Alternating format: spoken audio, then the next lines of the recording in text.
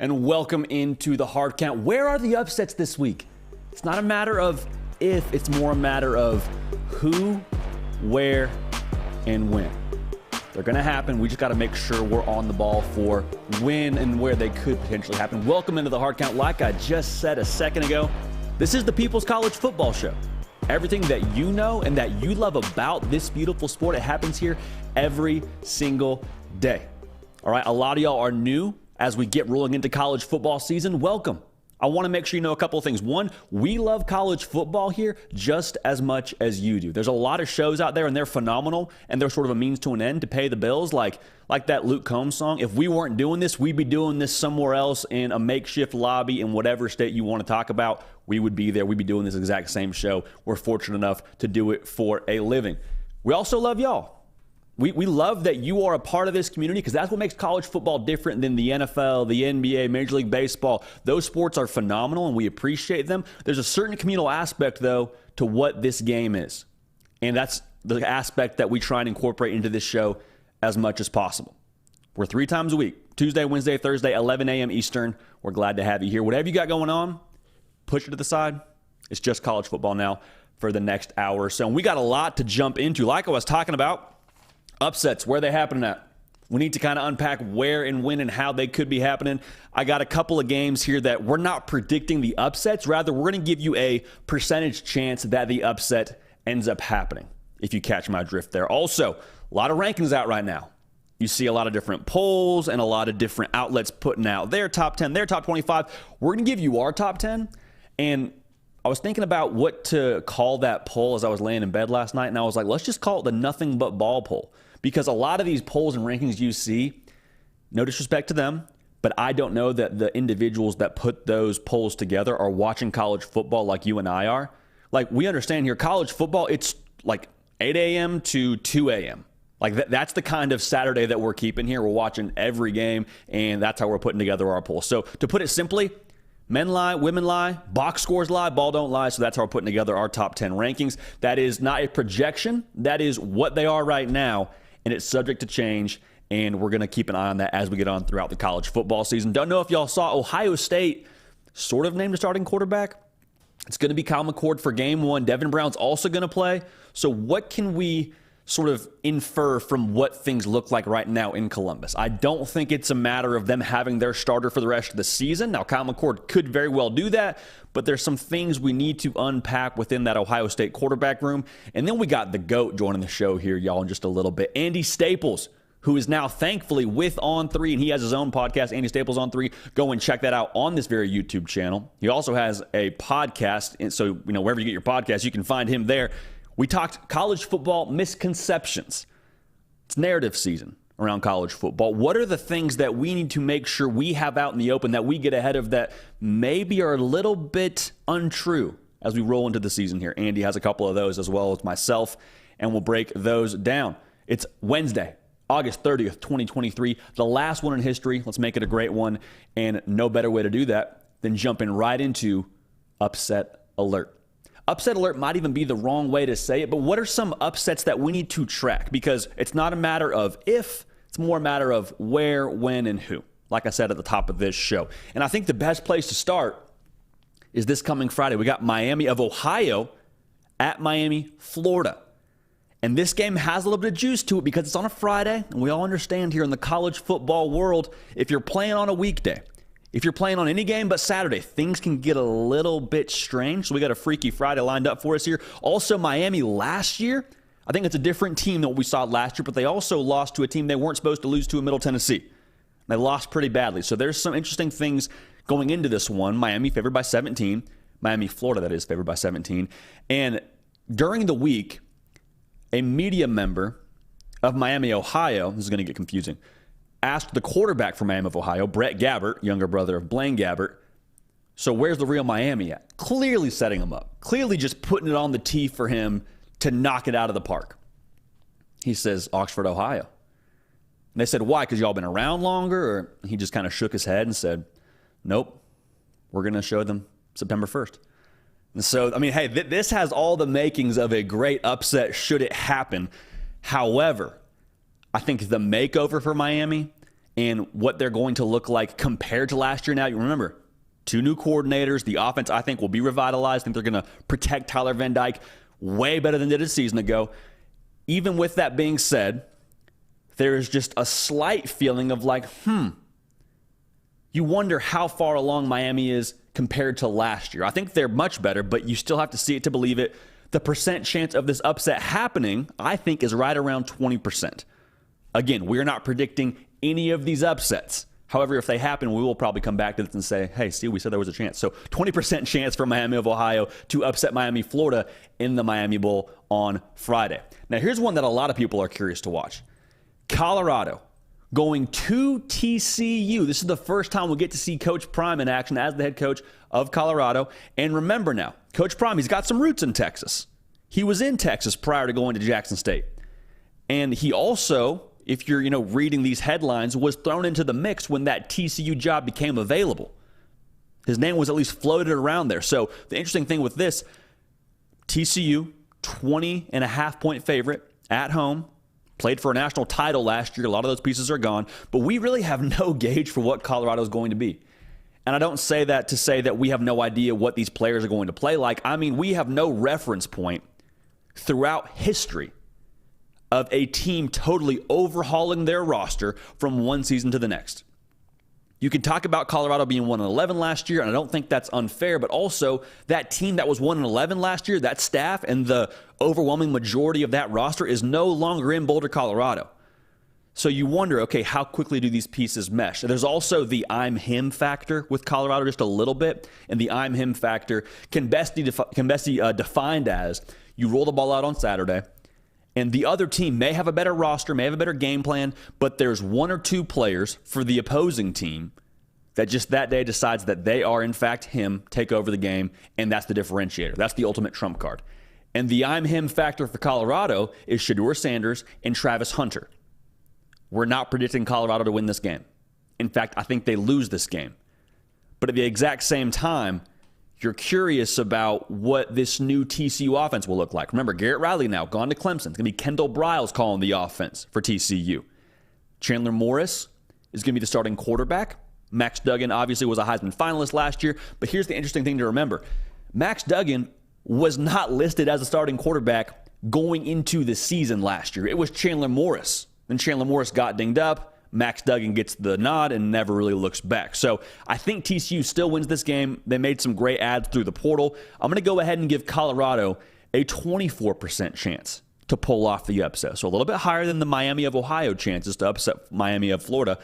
But no, I think this is going to be a really fascinating one to watch to see how all those new pieces at Colorado are able to mesh. Now here's another one. This is the largest spread that we're going to talk about, and I even hesitate to talk about this in terms of like it being an upset, but I think we should just as a whole.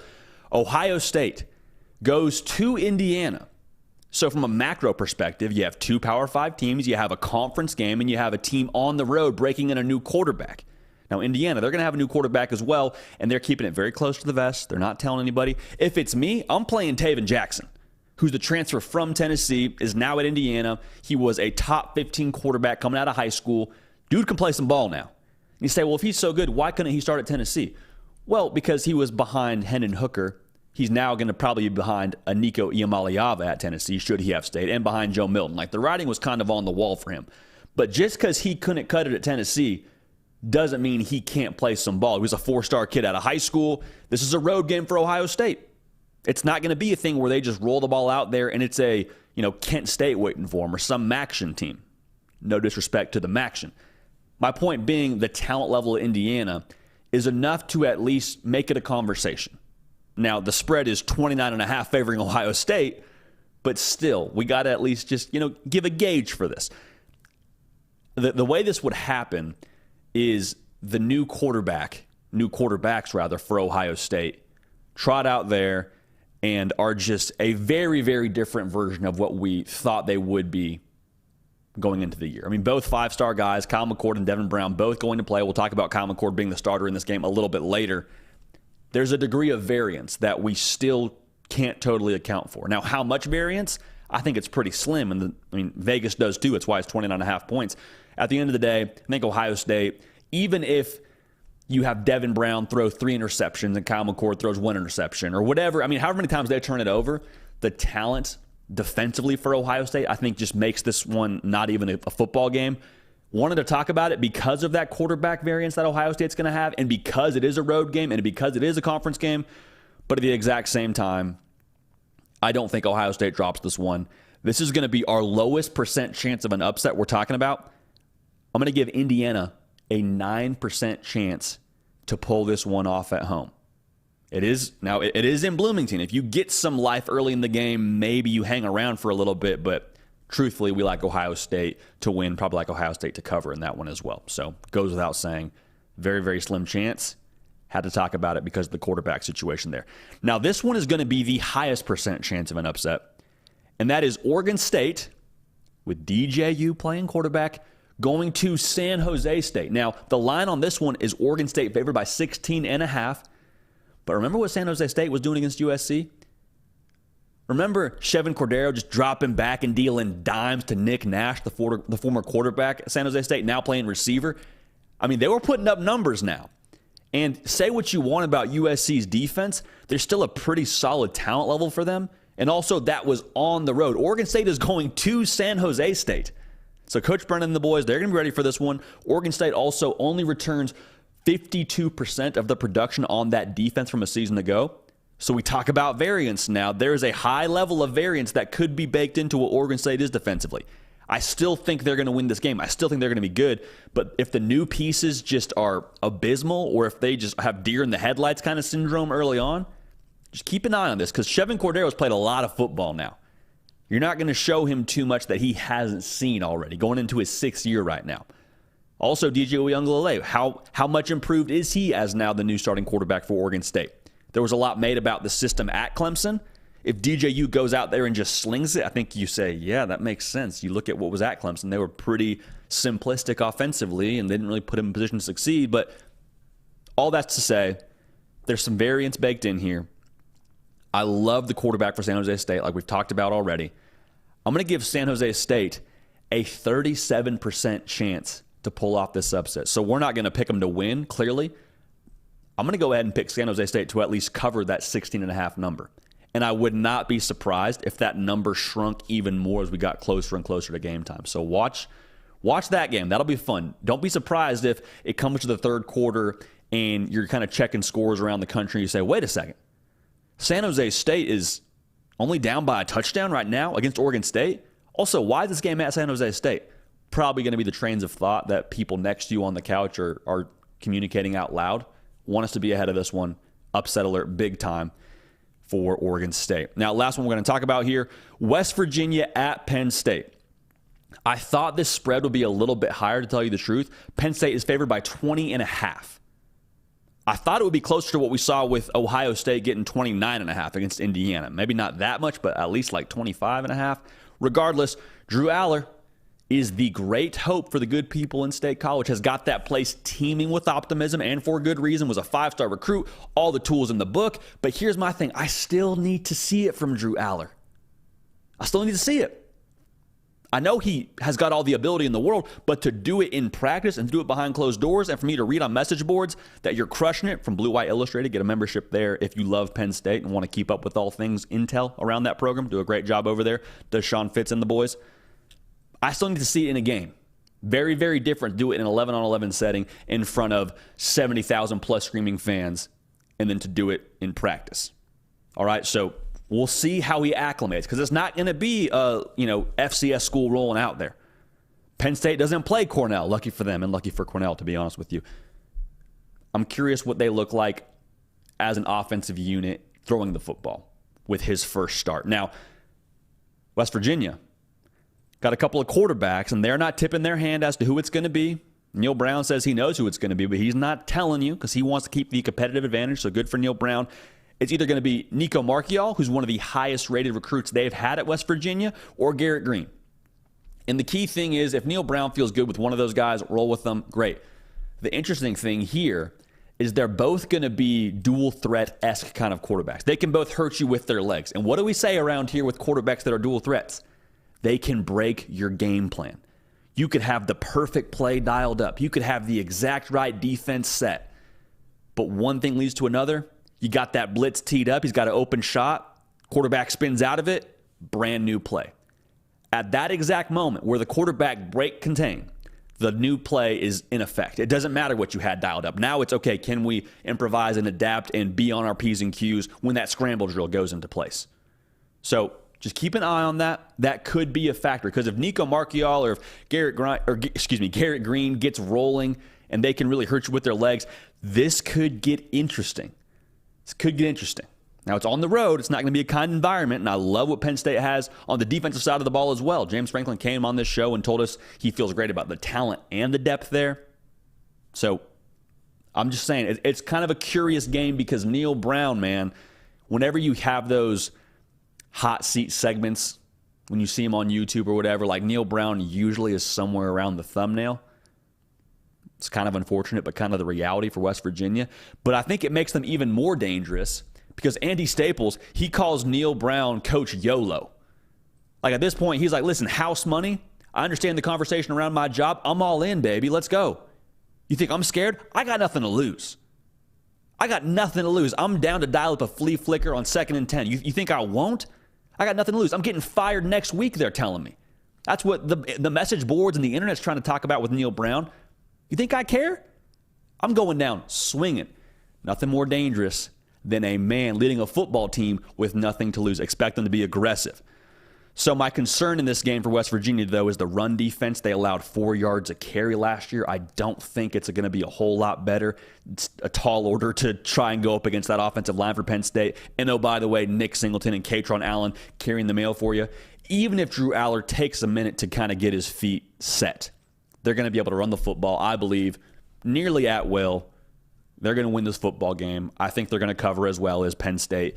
But the chance of an upset for West Virginia, I'm going to put right around 12%. Not impossible. It's like a 1 in 10, give or take, if you're the good people in Morgantown. I think that's going to be a fun one to watch, though, and we'll learn a lot about Penn State, at least in the early going. So those are the upsets we are keeping an eye on. We're not predicting. We're not saying these are going to be upsets. We're giving you our percentage chance. If I had to pick one out of this whole slate, Oregon State going to San Jose State is the one to keep an eye on. Man, we're so back. College football is so back. We're talking about upsets in week 1. How phenomenal is that? That just makes my heart so happy. Tweeting out really quick for the good people in the Twitterverse what we're talking about next. And that is our top 10 teams in the entire country. Really quickly, make sure you're subscribed. Make sure you've liked the video, all that. We appreciate you so much in advance for doing that because we talk only college football year-round right here. A lot of other channels, a lot of other shows, they'll do college football like August to January and they'll kind of go away. We don't do that. We're 365, 24/7, all the time, talking college football. We're glad to have you here. All right? So, like I was saying, there's a lot of different rankings out there, a lot of polls out there. We're all sort of projecting, predicting, and it's about time for talking to sort of finish up right now. I mean, talking season is way behind us in my humble opinion. But even so, when you look at those top 10 rankings, I have a funny feeling that the people making those rankings, they don't have the same kind of Saturday experience that you and I do. And I don't mean that in any disrespectful way at all. I just mean I know what our Saturdays are like. You probably hit the couch around 9 a.m. Eastern, depending on what you're thinking about with college game day and big noon kickoff. But then you're dialed in till like 1, 2 a.m. We're watching college football all of the time. So to put it simply, we're calling this poll the nothing but ball poll because we're trusting our eyes and the criteria is what we see in front of us. We're not going to try and, scheme the metrics too much and really read too heavily into the box score. We're going to utilize that as a tool to complement what we're seeing when we're watching football. So nothing but ball poll. We're going to give you our top 10 here. And this is not a projection. This is not a prediction. This is a ranking for the way things stand right now. So without further ado, let's get right into it, baby. At number 10, we got the Clemson Tigers. Now, Clemson, to make sure we're clear, they are on big mover watch. Clemson could shoot up this ranking this time next week. They're at Duke to start on a Monday. I think we still have a lot to learn with them. There's a lot made about Cade Klubnik and Garrett Riley. Cade Klubnik is going to be really, really good at Clemson. Okay, so that's true. I think the other thing that can be true is it might take him a second to get rolling because we only have 2 sample sizes on him. We have the game against North Carolina, which he tore him up. To be real, probably should have torn him up based on what North Carolina has defensively. And then we have the Orange Bowl. Big spot against Tennessee. Had a lot on his plate. We had Will Shipley on this show, the running back for Clemson, and he's like, yeah, we trust him. He just had a lot on his plate that day, and that's not unfair to factor that into the equation. So I think he's going to be great, but we need to still see a little bit more from him before we move Clemson up this list too much more. I love the defense for Clemson. Let me make sure I say that into this mic clearly. I love the linebacking group.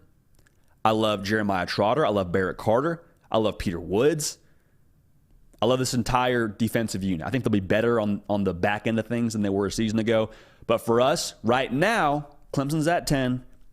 If they beat a team like Duke on the road, expect them to make some moves going forward. Now, at number 9, this is probably where we have the most, I don't know if the most, but we differ with the other polls on this one. We have Tennessee as our number 9 team in the Nothing But Ball poll. And the reason why, I know what I saw in that Orange Bowl game from Joe Milton. Do we need a larger sample size, like I said with Cade Klubnik? Absolutely.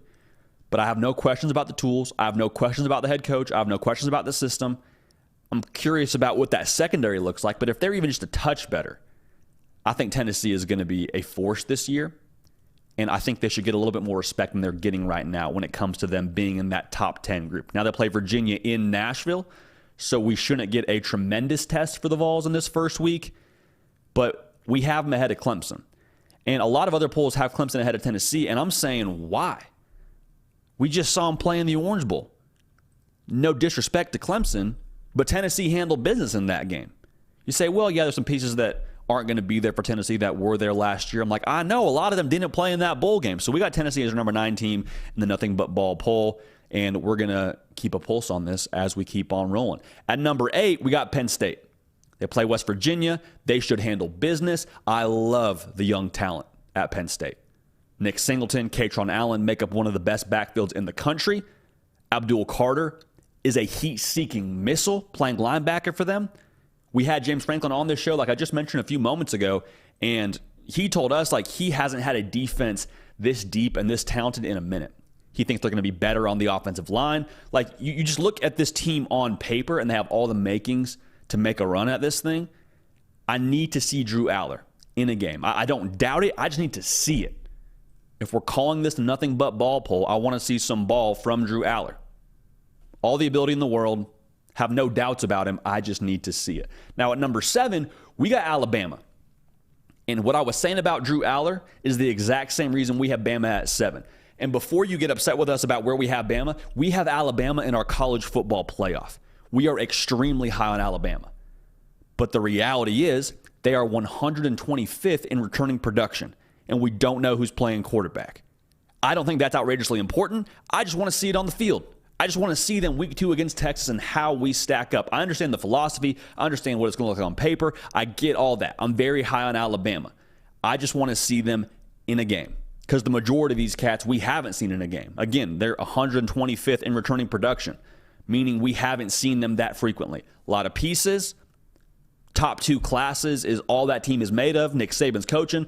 I love Alabama. I have them at 7. They will be much higher on this list should they handle business this week and next week. And this week they play Middle Tennessee, so they'll be okay. At number 6, we got LSU. They play Florida State this week. Now, if you watched our prediction show yesterday, that's always at 11 a.m. Eastern, Tuesday, Wednesday, Thursday. We got ball on this very show live. You said, JD, you picked LSU to beat Florida State. How do you have them at number 6 and Florida State somewhere else on this list? Well, the reason for that being, we saw what they did a season ago that first game of the year. It's hard for me to put them ahead of a team like Florida State when it was so close and Florida State has so much coming back, and they lost that game last year. Now, I think LSU is going to beat them this year, so make sure that's out in the open. I love the way LSU's built. I think the early key for them this season is going to be able to create pressure. Maybe you dial it up a little bit more with Harold Perkins. When you get Mason Smith back, maybe you get a better push up front and get to the quarterback. Because this secondary is going to need, I think, a little bit of help and a sped up shot clock for whoever's playing quarterback against LSU would be a good way to handle that. Now, at number 5, we have Florida State, and they play LSU. Okay, so understand, 5 and 6 at the very least will look different this time next week. But the reason why I'm so high on Florida State, outside of the LSU game, man, just like the entire season, they're going to be really good. They're number one team in returning production from a team that was really good last year. Jordan Travis, back. Jared Verse, back. I mean, we could go down the list here. A lot of pieces. Also, they made some pieces in the portal. Got some great ads for pieces in the portal, I should say. And so all this to say with Florida State, if they're not in the mix in November, if they're not in the ACC title mix, if they're not in the college football playoff mix, it's not a matter of the roster. It means something went wrong internally. Maybe they didn't stay healthy. Maybe they took their eye off the ball. I don't know what it would be, but they have all the makings to be in the race here in November, regardless of what happens Sunday against LSU in Orlando. Now, at number 4, we got USC. And there's going to be some pushback here because of USC's defense. We already know what's going to be said. I would be slow to sell the stock on USC for a couple of reasons. They play Nevada this week, and that's a part of a 5-game stretch where they have a runway to ramp up to what they're going to be when it comes time for meaningful football games. Most notably, the first game that'll be meaningful at Notre Dame, October 14th. So the defense, what it is right now, that's fine. Evaluate it as you want to. I would just be slow to define them from one game. From heck, these next 3 games, I would be very slow to make a definitive statement that USC's defense is going to be the same as last year. It may not be elite, but if it can be improved, you have an offensive juggernaut in Caleb Williams, Lincoln Riley, Zachariah Branch was electricity in a bottle.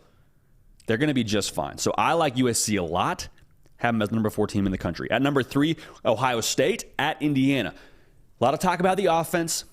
We're going to talk about it later in the show. I think it's a Ferrari of a system. Marvin Harrison Jr. is probably the best player in the country, not named Caleb Williams or Drake May. I mean, you can have a conversation is what I'm trying to tell you. He's one of the best players in the country. He's really freaking good playing receiver for them. Confidence that the quarterback situation will get figured out. I think it's going to eventually get there. But the defense is extremely slept on because that was the difference last year for them. A couple big plays against Georgia. You know, they had the busted coverage where Georgia hit a deep shot, and that kind of put things in a tricky spot for Ohio State. And then the last drive where they weren't able to cover them up, and A.D. Mitchell catches a touchdown to go ahead. If the defense is a little bit better, if the defense can kind of hold their water in big moments, I have all the confidence in the world that Ohio State is built to win a national title. Now, being built to win a national title and getting it done on the field is one thing. But I feel better about this team than last year's team, right now at least, because of the defensive personnel they have and going into year 2 under Jim Knowles. It's a hard defense to learn. It's a rule-breaking system. It's a little bit counterintuitive, but once they get it down, which you would expect they would have it more down going from year 1 to year 2 in the system, I think that's really going to pay dividends. So no shock here on these last 2. We got Michigan as our second best team, and number 2 team rather, on the Nothing But Ball poll. And there's zero guessing with them. They play East Carolina this week. That's fine. You just know what you're getting with Michigan. Top 5 in returning production. J.J. McCarthy will be dealing. If the weapons around him can step up, you know, you've heard this all offseason long. The pass game this, the pass game that. Even if the pass game stays the same, they're going to be in the college football playoff hunt and in the Big Ten title hunt. Because they're so good up front. They're so good on defense. They have the best backfield in the country. Like, yes, if they want to win a national title, they probably need to get a little bit more in the pass game. But let's not act like Michigan is like a one-dimensional football team. And if we think they are, we should go look at the Ohio State tape because that should tell you all you need to know. Now, I think it's all about Michigan keeping the blinders on. Similar with what I said about Florida State, a lot of buzz around Michigan this year. A lot of buzz. And even compared to last year after they made the college football playoff, but they lost Aiden Hutchinson, and they maybe make a switch at quarterback, and they lose a lot on defense. Like, that was kind of what we were all saying this time last year about Michigan. And then wouldn't you know it, they just go and do the exact same thing they did a season ago, except looked a little bit more impressive doing it, in my opinion. So for them, I think it's about handling now a lot of people picking them to win the Big Ten. Whereas before it was still, yeah, that's great they did it one year, but C.J. Stroud's not going out like that. And then, of course, Michigan did have him go out like that. No shade to C.J. Stroud. Now, the best team in the country here for us, the Nothing But Ball poll, we got Georgia. They are in come and take it mode.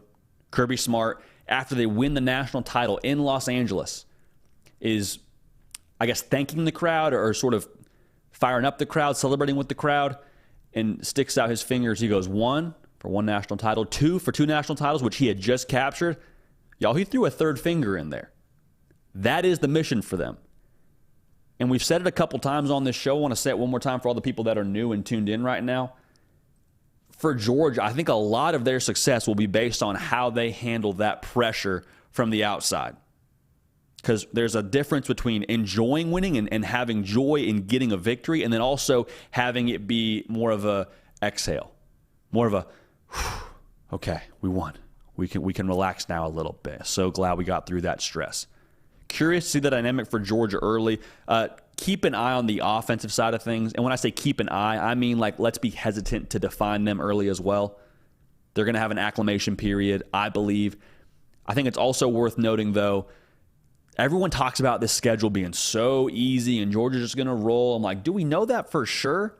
I mean, I feel the same way that they should run through the schedule. But I'm just saying, man, week 3, you got South Carolina. SEC opponent.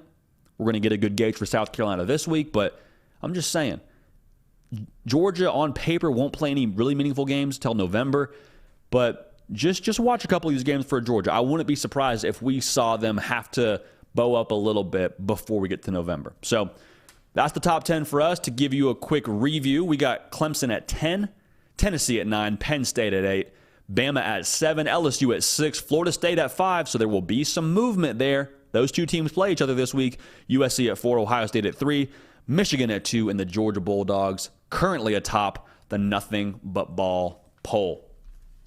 You love to see it, man. Love to see it. So that'll be fun to watch with y'all as we get rolling here in the college football season and we get some movement. Again, not a projection, not a prediction, just kind of the way that we see things right now as we get rolling into the season. All right. Appreciate everybody tuned in live. As we always say, man, if you could just like the video and subscribe to the channel, that will be all we ask of y'all. Thank you so much in advance for doing that. All right. So Ohio State got themselves a quarterback for game 1 at least. They got a starting quarterback for game 1. And the headline read like, hey, Ohio State names a starter. Ohio State's got their guy. Quarterback 1 for Ohio State. And that's not untrue.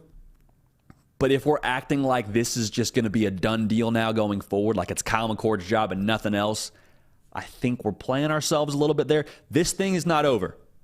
Kyle McCord is going to have to earn this job day in and day out. We'll talk about that more in a second. But Kyle McCord is the guy for game 1. He is the starter for game 1. Devin Brown's going to play. But with Kyle McCord being named the starter, Ryan Day cited consistency during fall camp, which I think is absolutely probably true. I think there's a real element to that. But also, you have to imagine experience played some kind of factor in this. Kyle McCord paid his dues. Kyle McCord waited behind C.J. Stroud when he could have gone somewhere else. Like, he's been around this operation a little bit. And this, to me, is Ryan Day saying, I have a Ferrari of an offense. I want to go with the most steady hands possible. We're going to go 80 down the freeway now, sometimes faster, with Marvin Harrison Jr. playing receiver, Emeka Egbuka, Trevion Henderson, Mayan Williams, like all that. I want to have steady hands on the wheel. That's not to say anything about Devin Brown. Devin Brown, according to the good people at Letterman Row, Ohio State's On3 site, they said he had the better scrimmages in terms of like the exciting moments. Like Devin Brown, if you were cutting up highlights, he probably has more highlight plays based on what we're hearing from scrimmages than Kyle McCord. Now, unfortunately for Devin Brown, he still had more of those big mistakes that were occasional in nature, but still. We can't be crashing the Ferrari now. We got to keep that thing between the lines in full speed ahead because we have that kind of talent. That's the way Ohio State is built. So, Devin Brown will play in this football game at Indiana. And I love that Ryan Day is letting this thing go a little bit longer, is how I'm viewing this. Yes, you named Kyle McCord the starter for game 1. This derby is still ongoing. Like I was mentioning, the live bullets within a college football game for your quarterback position will not lie to you. Yes, it's at Indiana. No, it's not Michigan just yet. That's totally fine. There's a very big difference between doing whatever you were doing in practice in a non-contact jersey and then being asked to go do the exact same thing when you have 11 grown men across from you and your jersey is the same color as the rest of your teammates. and getting hit in the mouth when you're looking down the barrel and you got your guy wide open on a seam route, and the only way you get him the rock is stepping into it, knowing you're going to get hit in the ribs, and delivering a rope. You can't simulate in that practice. You can't get that moment in 11 on 11 during fall camp. You get it in a game, though. So for Ryan Day to be able to test these guys in that kind of setting and still evaluate these guys, I think that's going to pay enormous dividends for Ohio State, because the way we talk about Ohio State, they're built to win a national title. If they get the quarterback position right, and they got 2 5-stars, they're built to win a national title. If your schedule is what it is, and Ohio State's first couple of games are not necessarily the most daunting opponents, no disrespect to Indiana, you get to learn more about your quarterbacks. And more data is always going to be a thing that you should say yes to. If you can learn more about these guys, you should take that, because it ensures then that your ultimate final decision, whoever is your quarterback for Ohio State, is the guy for your football team going forward. Because when you look at what Ohio State has in front of them, it's not going to be a situation where they go with 2 quarterbacks the entirety of the season, is what I want to make sure we're clear on here.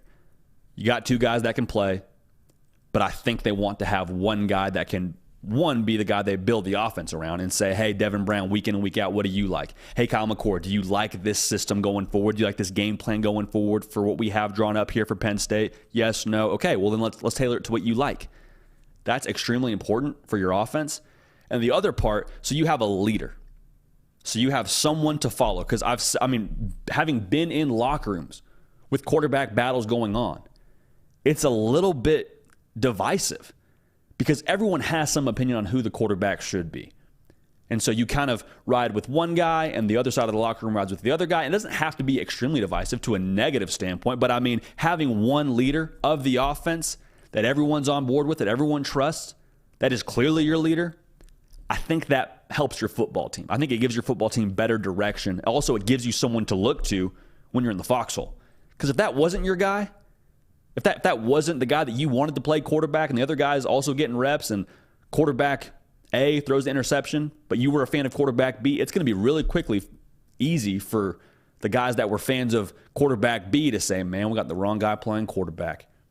Man, if he was in the game, if it was his drive, if it was his turn to play, that wouldn't be happening. You don't want that. You want one guy to follow, to rally around, to be your leader, to go win you football games. So I think you find out more about who that guy is from these games, obviously. Getting a little bit more of the it factor out there in Columbus, which you need to be the quarterback at Ohio State. We've said it a few times. I'll say it again. You have to have the it factor. You have to be the guy to play quarterback at Ohio State. You don't have to have that everywhere, but at schools that are enormous brands, which you are going to be a very visible guy, not just on campus, but in the state. I'm talking like Georgia. I'm talking Bama. I'm talking Michigan. You got to have the guy to play quarterback at Ohio State. So this will help them figure it out a little bit better.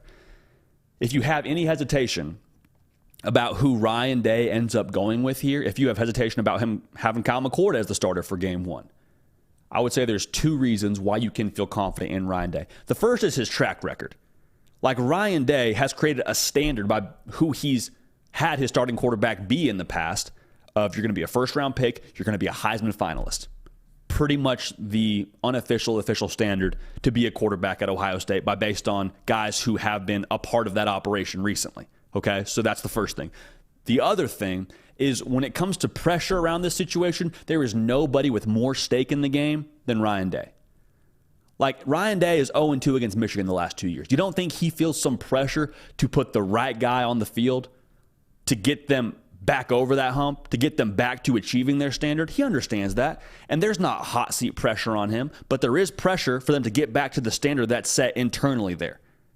And it's in that building. It's from that fan base. It's all over Columbus. So if you're unhappy with who Ryan Day is going with, I would say let's hold back a little bit. He knows what he's looking at. He's seen the best of the best come through there in Columbus. He understands what it takes to play quarterback there. And also the pressure that he's feeling is worlds greater than what anybody else is feeling. So if he's betting on somebody, he's betting the house on him. So Kyle McCord, the starter for game 1 at Indiana. Devin Brown will play. This thing, though, is very much so far from over in Columbus. It's going to be fun to watch, man. I'm excited to watch that one. I'm excited to see what they look like especially in a road game. Like if it was in the shoe, yeah, you still get to see 11-11. You still get to see them get knocked around a little bit. How do they lead the team? But to go into a raucous environment in Bloomington, Indiana, I'll say this is their Super Bowl for Indiana. Like they are going to throw the kitchen sink at Ohio State. Ohio State should handle business, but Indiana's going out swinging early, I would imagine. So that'll be a lot of fun to watch. Make sure you're subscribed. Make sure you've liked the video. We're glad to have y'all here. We're about to get into some question and answer from the live chat. So if you haven't yet, jump in the live chat. We're going to have Nick Brake jump on the show here in just a minute and break down some of y'all's thoughts, questions, concerns. Before we get to that, though, we sat down with Andy Staples, who is now at On3, one of the best in the entire industry, and got to pick his brain a little bit and talk about the misconceptions in college football. Because we go into the season, we all think we know what's going to happen. We all think we know, the narrative, and we all sort of repeat different lines about, well, Texas has to have this. Well, Alabama has to have their quarterback. Well, the Pac-12 is a weak conference. Like we have all these like unwritten statements that are put in bold in front of us. So Andy and I are like, hey, let's kind of unpack some of those because I think some of those might be misconceptions. So without further ado, here's the conversation with Andy Staples about college football's great misconceptions for 2023. So Andy, the first time that we got to do a segment on this show together, one of our talking points was a misconception in college football around Texas. And we're not talking about Texas this very second per se, but I thought this was a great time heading into week one to maybe unpack some things that feel like a narrative in college football that we can let the people know, hey, don't buy that. Don't believe that. That's a misconception. Lock in right here on what is true when it comes to college football. So we're going to kind of go back and forth here and each give two, but I want to tee you up to give your first misconception because I think it's a good one. I think it's one that people need to hear. Alabama does not need to know who their QB1, the starter for the whole year, is by the Texas game. If they're still trying to work some stuff out, it's not the end of the world. And I know the thought is they're playing Middle Tennessee, so you can play Jalen Milroe, you can play either Ty Simpson or Tyler Buckner, you can kind of figure it out, and whoever you start against Texas is the guy. And hopefully that's how it works out for them. Hopefully it's that convenient and that buttoned up and somebody really just surges forward and takes the job. But if that doesn't happen, it's not the end of the world. If you don't know by the end of the Texas game who your guy is, if you've had to play two guys in the Texas game, not the end of the world. Now, it might mean you don't win the Texas game, but again, that does not keep you from winning the SEC. It doesn't keep you from making the college football playoff. It doesn't keep you from competing for a national title. So I would say, more realistically, Alabama needs to know who that person is by the Ole Miss game. That's game 4. So you've got Middle Tennessee, you got the Texas game, then you have that how did this game get scheduled game in Tampa against USF, then Ole Miss. So by the time Ole Miss comes to Tuscaloosa on September 23rd, you need to know who that guy is.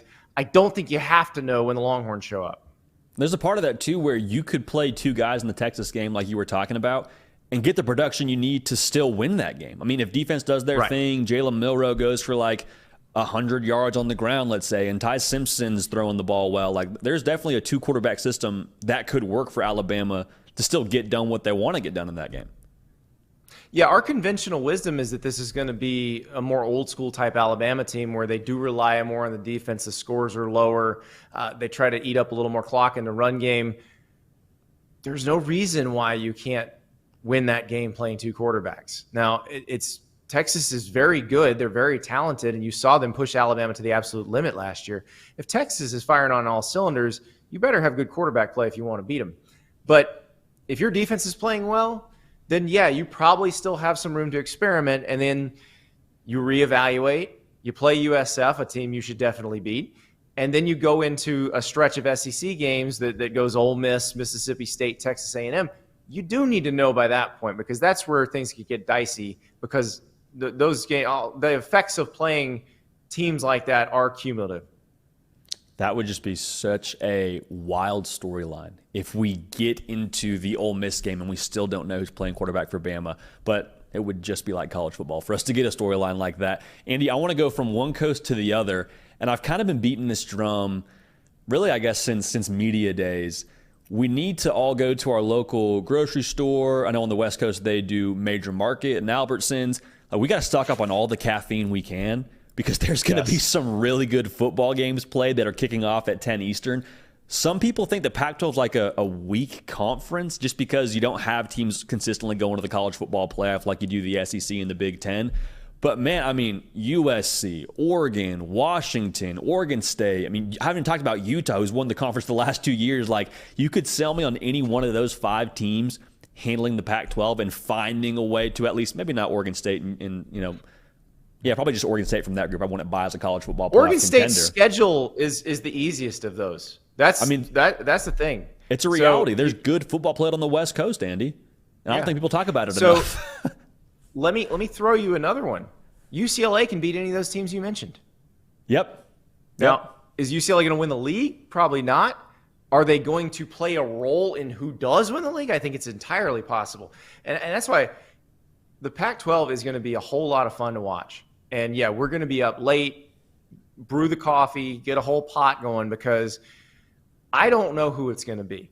If you told me the Pac-12 championship game is some combination of USC, Oregon, Washington, Oregon State, Utah, or UCLA, I would not be shocked. If you told me that Arizona jumped up and bit one of those teams, I wouldn't be shocked. Mm-hmm. So it's probably the most, competitively deep conference in the country this year. The Big 12 is still going to be pretty competitively deep as well in terms of how close, the number 6 team is to the number 1 team.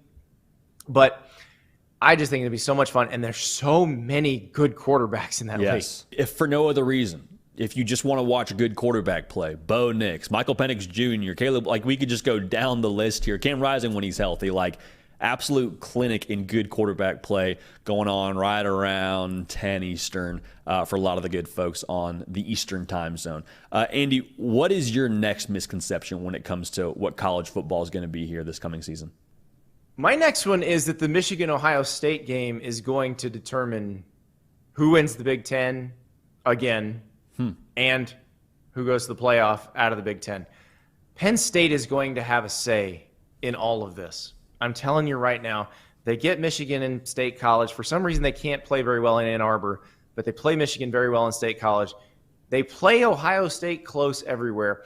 And there's a level of elite talent at Penn State that we have not seen there in the past few years. They have NFL dudes like Michigan has NFL, maybe not as many as Michigan right now because Michigan has a ton, or like Ohio State has. So, Olu Fashanu at left tackle, Chop Robinson and Abdul Carter rushing the passer. These are guys that Penn State has not had a lot of this. They've had some of this, but not all at once. And Drew Aller, we'll see if he's the missing piece, but he was a 5-star quarterback, has a very high ceiling. The thought is he has a much higher ceiling than Sean Clifford ever did.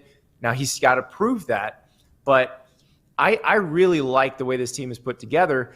And I look at Ohio State and I look at Michigan and I say, you know what? I don't know that there's that big of a gap between them and Penn State anymore.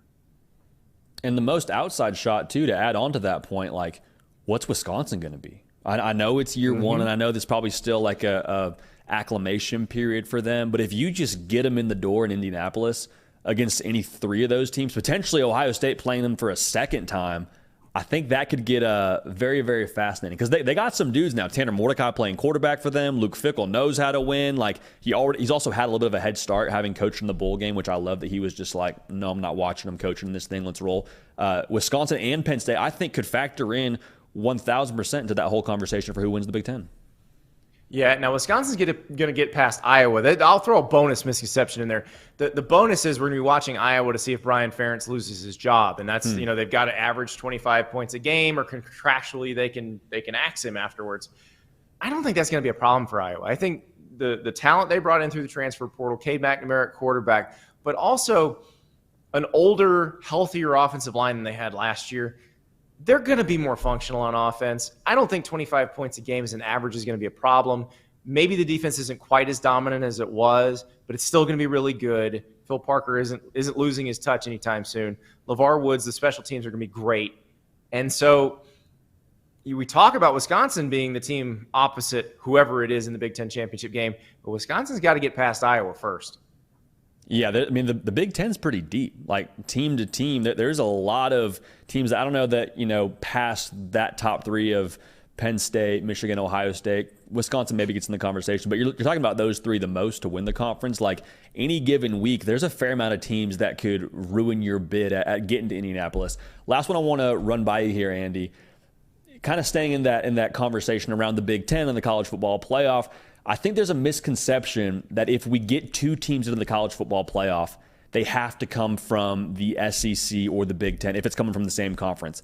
I'm looking at the ACC, and I'm like, regardless of what Florida State does week one, we could see Florida State and Clemson run it back in the ACC title game, and we could see both those teams make it in. I guess Florida State would have to take care of business week one there against LSU, but I think there's a path there for them both to find their way in the dance here. So the way that happens is Florida State winds up being obviously very good and beating LSU. They got to beat LSU. They need LSU to be good too. Like they need LSU to go on and make a lot of noise in the SEC, perhaps win the SEC West again. Clemson needs to split with Florida State, obviously. They need Notre Dame to stay good, and they need to beat Notre Dame when Notre Dame comes to play them on November 4th. If Notre Dame is a 10-win or 11-win team, which, look, with Sam Hartman, maybe they are.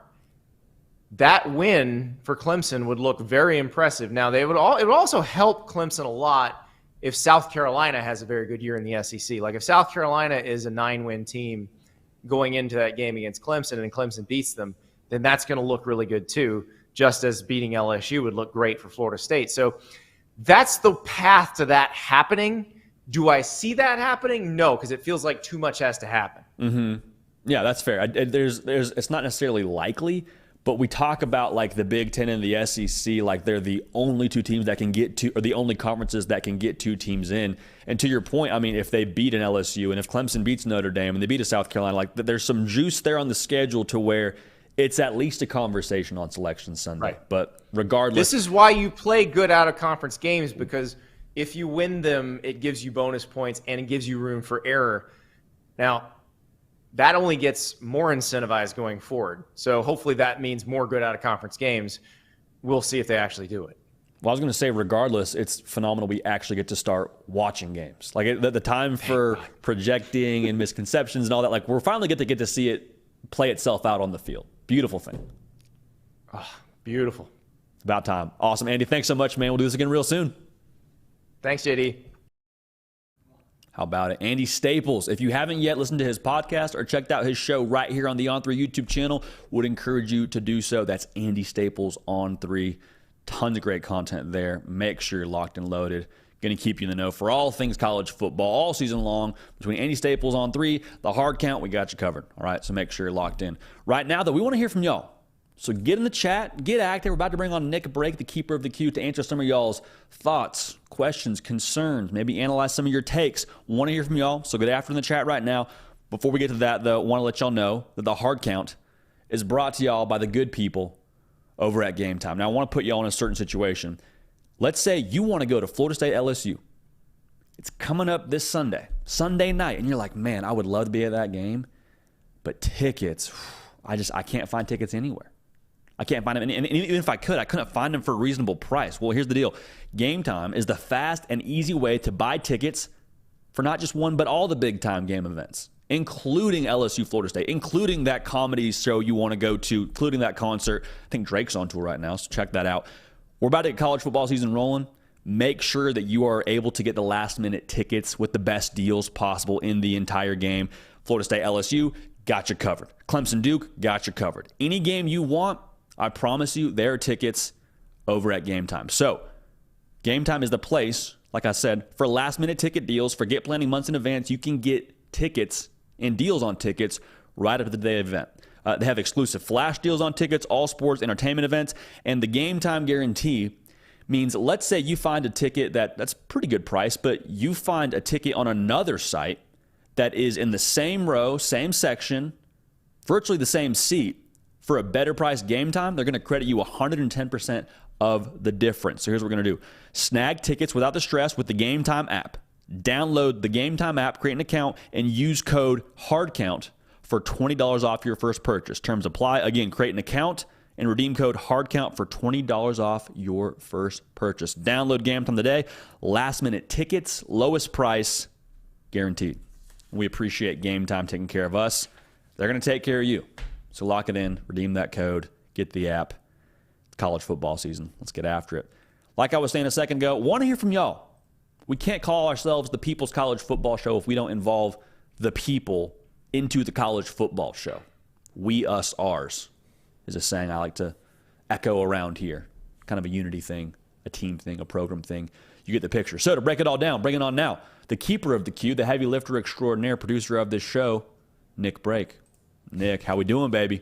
JD, man, for the last 2-3 weeks, every time you mention Twitter, you're like, I'm not calling it X. I'm going to call it. I know. And we're changing it to, as of today. We're going to officially, this is the last time you'll see that Twitter logo on the show. Visually, it'll change. We'll see if I call it something besides Twitter. That old habits die hard, man.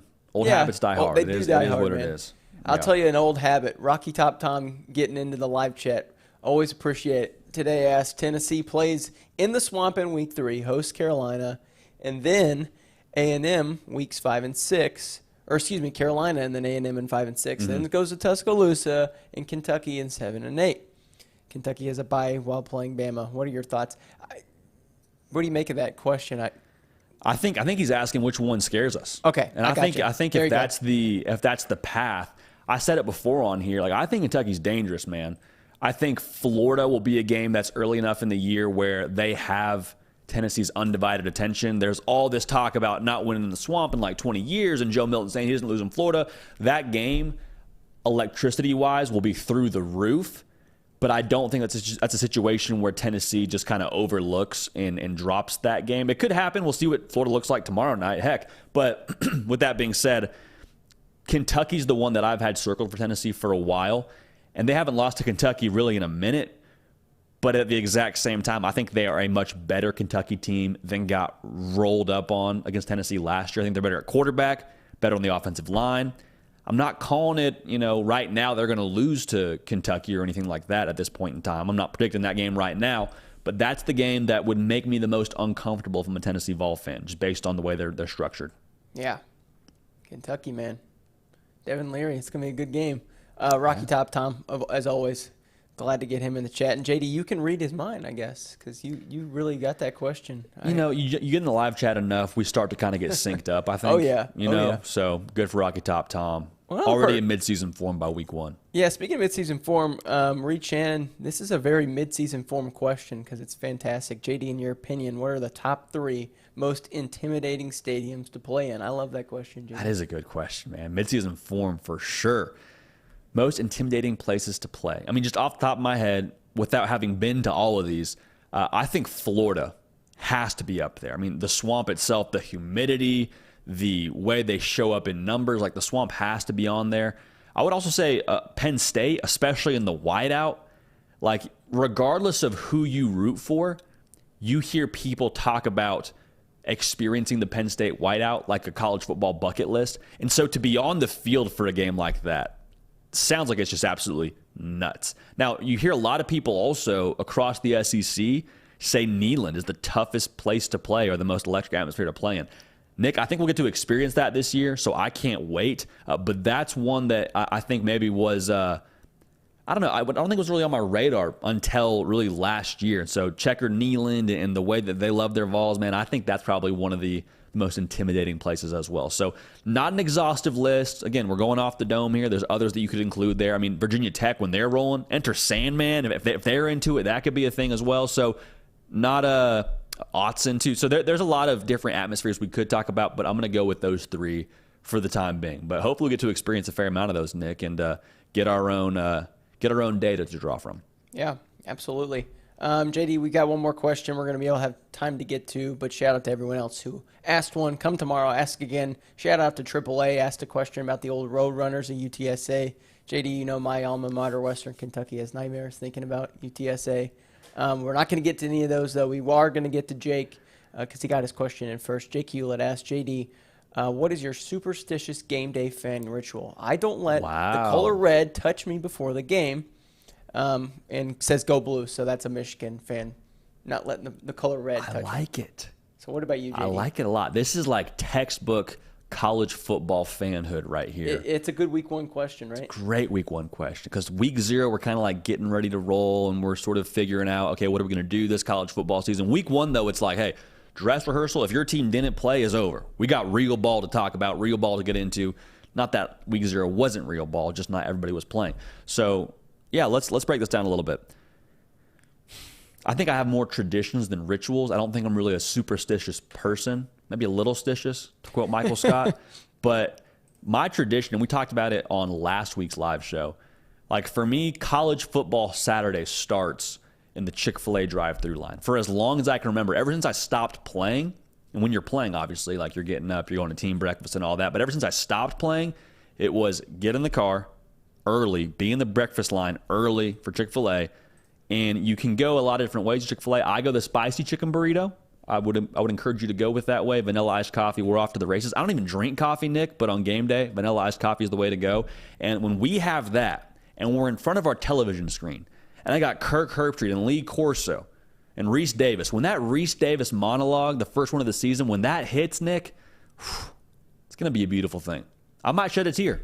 I don't think I'll be the only grown man shedding a tear with that first Reese Davis monologue hitting the airwaves over hundreds of screaming college students. So all that's to say, that's my ritual. But let me know in the comment section, let me know in the chat what y'all's are, because that's a great question there by our guy. Also, if you want to get more questions in, again, live show tomorrow, 11 a.m. Eastern, so Tuesday, Wednesday, Thursday, 11 a.m. Eastern, we're on the air.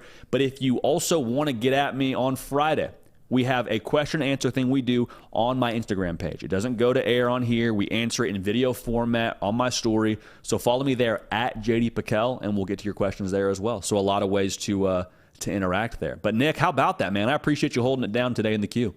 Absolutely, man. We'll see you all tomorrow. Tomorrow it is. Again, Nick Brake, Pride of Owensboro, Kentucky, chasing 700 as he gets the next phase of his kickball season started here pretty soon. And I'm telling you, man, talking about someone who is just charged up with the it factor. You haven't seen the it factor still until you've seen Nick Brake go to plate with a kickball. We're glad to have y'all here, man. We're glad that y'all have been a part of this show. You got a lot of options, got a lot of things going on.